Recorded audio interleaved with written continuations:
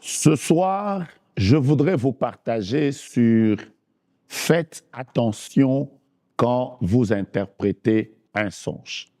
Je vais déjà commencer par dire qu'il existe des songes simples.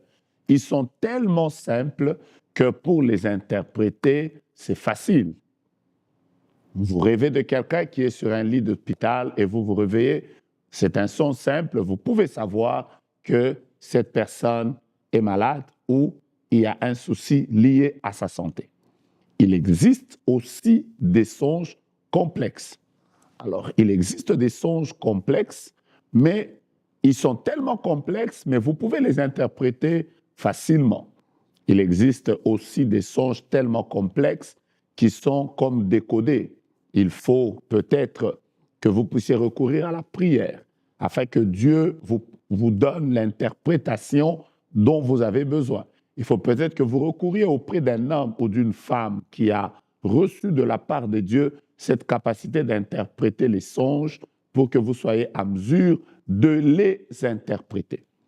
Mais là maintenant, je voudrais vous dire de manière simple les choses auxquelles vous devez faire attention quand vous êtes face à des songes.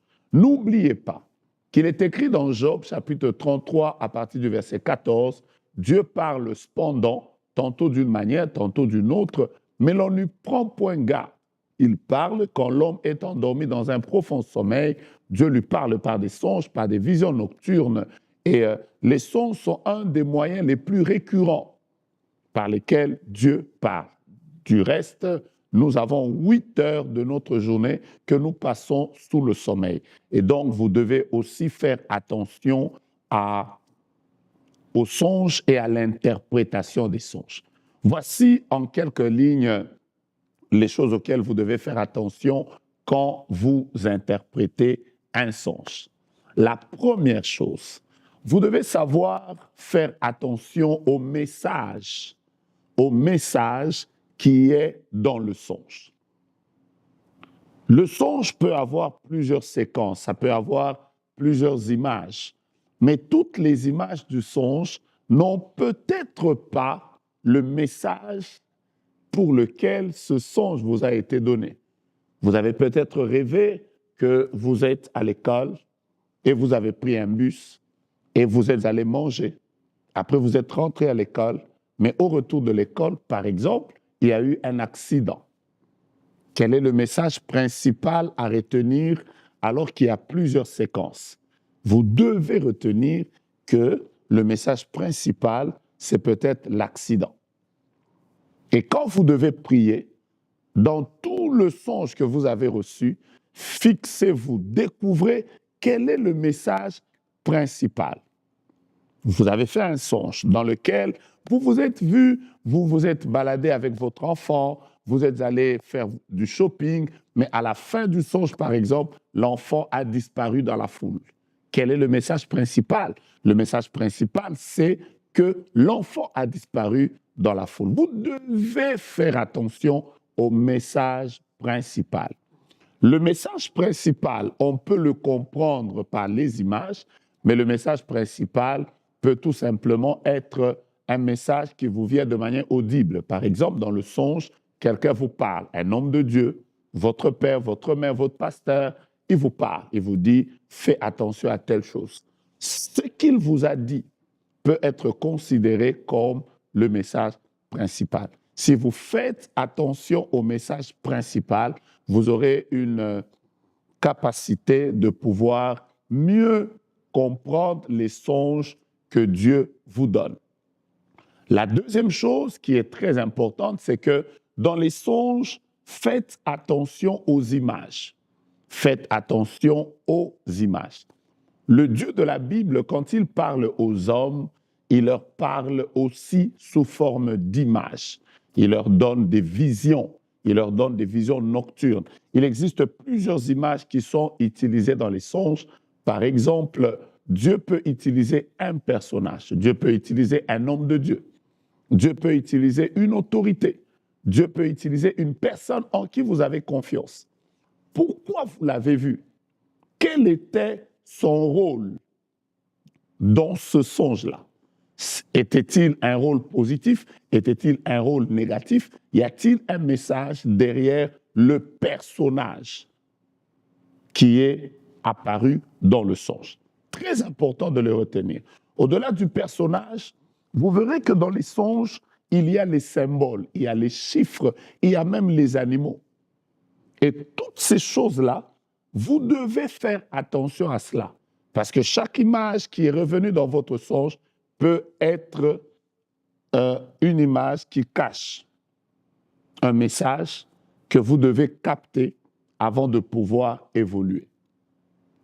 Vous devez faire très attention quand vous interprétez un songe,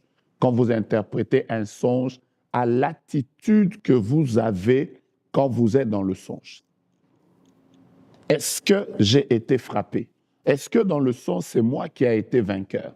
Est-ce que ceux qui me combattaient m'ont-ils trouvé? Est-ce que c'est moi qui étais au-dessus d'eux? Quel était mon rôle?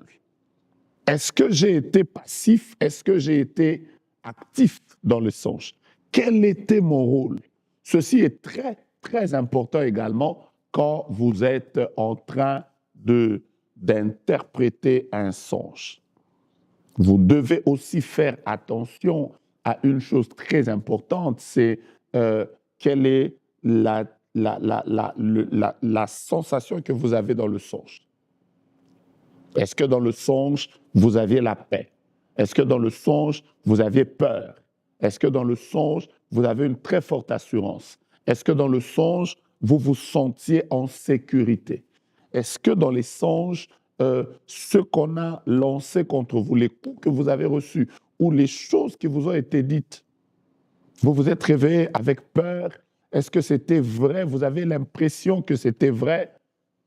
Toutes ces sensations que vous avez dans les songes doivent vous interpeller quand vous êtes en train d'interpréter un songe.